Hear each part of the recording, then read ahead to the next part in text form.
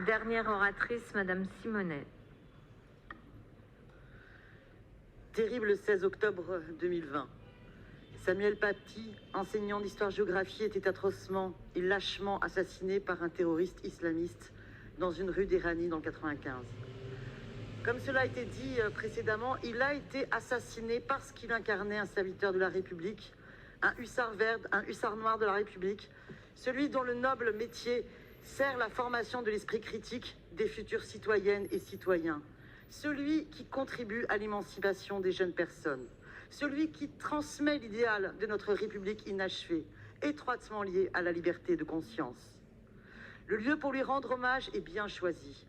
Ce jardin, dans ce quartier, symbolise justement l'éducation, la culture, notre école de la République, dont Samuel Paty était l'honneur, comme le décrit bien la délibération, face à la Sorbonne, au cœur du quartier latin.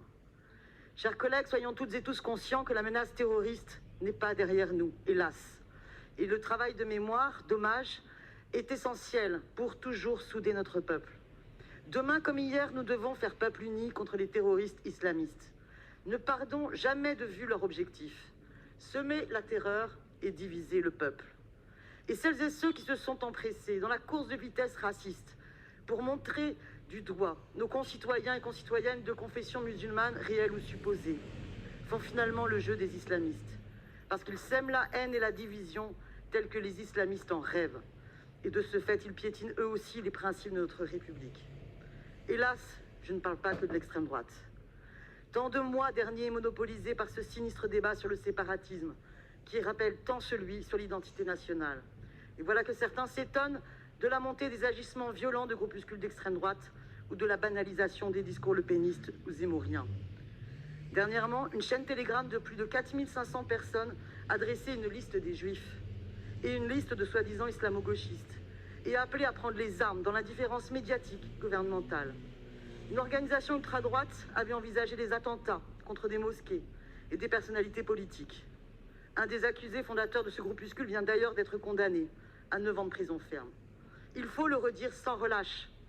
La République n'a pas de problème avec une religion en particulier. La République ne reconnaît ni ne finance aucun culte.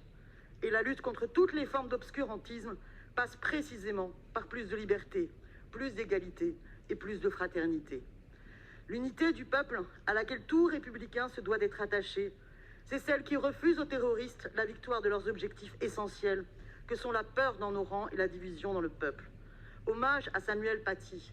Restons peuple uni, déterminés dans nos engagements, contre toutes les formes de racisme et d'antisémitisme, contre toutes les formes d'obscurantisme, sémant la haine et la mort. Je souhaite moi aussi que cette délibération soit adoptée à l'unanimité. Je vous remercie. Merci beaucoup, mes chers